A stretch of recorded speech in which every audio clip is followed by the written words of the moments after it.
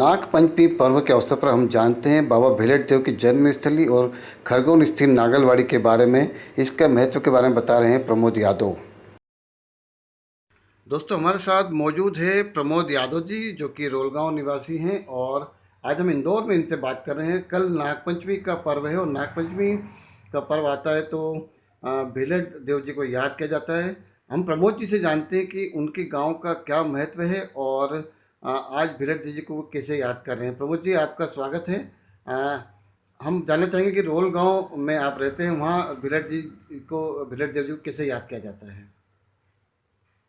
धन्यवाद पंडित जी। धन्यवाद पंडित जी।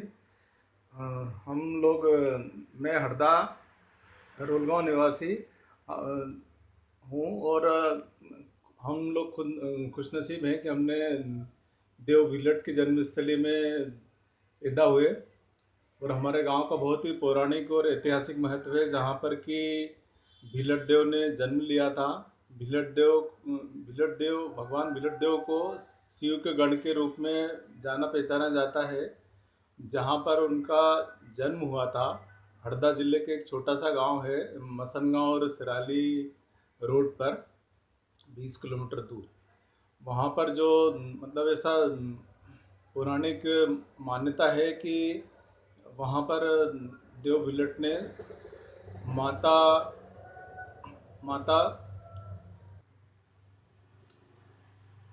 ऐसी मान्यता है कि जहाँ पर माता गौलन और देव रेलन के यहाँ पर एक बालक का जन्म हुआ था, जो बाद में देव भिलट के नाम से जाने गए।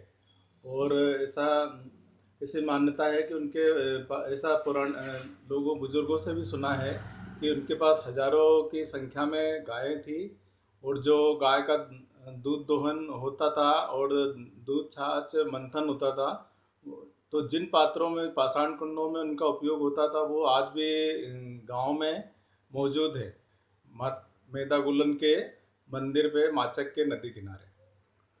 प्रमोद जी, हम जानना चाहेंगे कि भेलट देव की जन्मस्थली रोलगांव तो है सही, लेकिन नागलवाड़ी जो खरगोन के नज़दीक है उसको भी बड़े आदर सम्मान के साथ नाम दिया जाता है।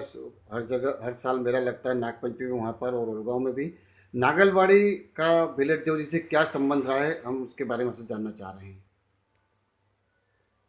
एक भिलट देव का ही शिखर धाम है सतपुड़ा की पहाड़ी पर, और उसके बारे में ऐसी मान्यता है कि मतलब वहाँ पर जो बहुत पुराने पंडित जी थे, उनको कोई सपने में स्वप्न दिया था भगवान ने कि आपको भिलट देव की जो जन्मस्थली है वहाँ से मतलब वहाँ के यदि पत्थर लाके यहाँ पर मंदिर का निर्माण करेंगे तो आपको उसमें सफलता मिलेगी।